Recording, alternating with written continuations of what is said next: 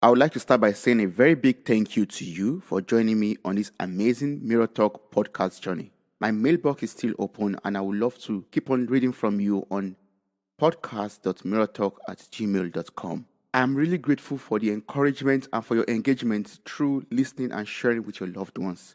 Without you, I will not be recording this episode of the Mirror Talk podcast.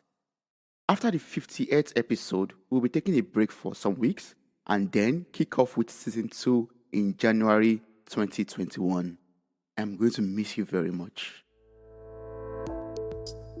Hello and welcome to Mirror Talk. We have moments where we just have to pause. Just pause and take a break and reflect on life.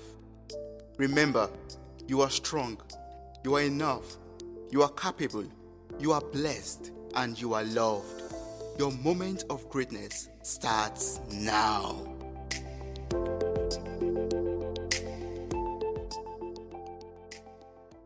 Today's topic is titled Mindfulness, Learning to Live in the Moment. I was inspired to write and talk about this after reflecting and evaluating my own personal life. I found out that during a lot of activities or even for days, I'm kind of in an autopilot mode, moving through the sequence of things, of events without being fully present in the moment. Sometimes I wake up in the morning, go through my morning routines, and find my way to my place of work. This happens week after week. It becomes a standard. I know when to wake up, I know when to take my shower, I know when to catch the bus, I know when to take the train, and before I know it, I am at my desk in the office. I don't know if this happens to you also. After leaving home sometimes, I ask myself if I remembered to even brush my teeth. I mindlessly carried out my morning routines or morning activities to the extent of not being fully sure of what I did or forget to do before finally getting out of the house. Sometimes, I have the feelings that 1 minute I was in bed and the next minute I was fully dressed in clean clothes and I'm on my way to a particular destination. Sometimes, I just step into a room and I totally forget my purpose for entering into the room. Can you relate with this? Or sometimes, while reading a book, I noticed that I could not remember how I got to that page that I'm currently reading, or even remember what I read in the last page. These examples made me curious to know if I could be much more present in everything that I was doing. I did not want my case to deteriorate so badly that I find myself outside of my apartment without a pair of shorts or trousers. That would not be nice. But this is something I've been struggling with. I humbly accept my situation, realize that I have to do something to change the situation, and now I am learning and doing my best to live in the moment. I am learning to be fully present. So what have I been doing to become mindful? I have been working on the challenge of overthinking. I noticed over a long period of time that I am mostly always in my thoughts. Either when I am alone or with company, I'm always thinking about the present, I'm thinking about the past, I'm thinking even possibly about the future.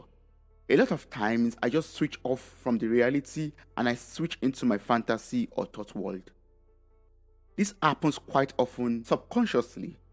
A friend will just be, talking and making mention of something that will trigger a chain of thoughts in my head, and then before I know it, I am gone. In order to become much more mindful, I am doing my best to stop worrying about a lot of things, most especially the things that are out of my control. To stop worrying about the past also involves forgetting and forgiving the past. Things that had happened to me or things that I had done wrongly. I am learning to forgive and let go of resentment towards other people due to past hurts. Just let go of the burden and be fully present in what is happening right now. In order to be present in a conversation or just be fully aware of the moment that I'm experiencing, I started to intentionally and consciously find something to be thankful for from that present moment. That way, I consciously focus my attention on the things that are going on around me at that moment. I try to pay attention to the world around me. I try to pay attention to the words coming out of my friend's mouth, for example, the way that the words are pronounced, why some words are emphasized the way they are. I know this is me probably over-processing the moment, but I do my best to absorb and appreciate each passing second while I listen with the purpose of understanding the conversation. One thing that also helps with being mindful is to focus on one task at a time. This is quite challenging for me because I enjoy multitasking as efficiently as possible. I am always looking for tasks that I can simultaneously do in order to save time. But this also means that my focus is going to be divided between the tasks. This negatively affects my overall performance because I am not able to be equally mindful of everything that I am simultaneously doing.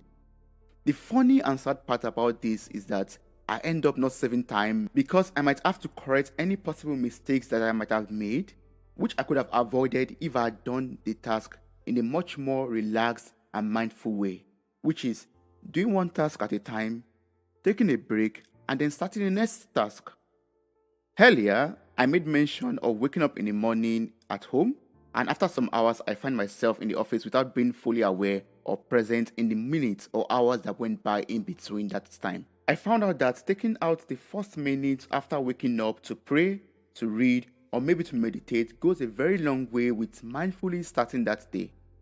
Also, engaging myself in physical activities like workouts at home, going for long walks, or deciding to cycle to work also helps to keep my body and my mind alert. And whenever my body and mind gets used to these activities, I spice it up a little bit.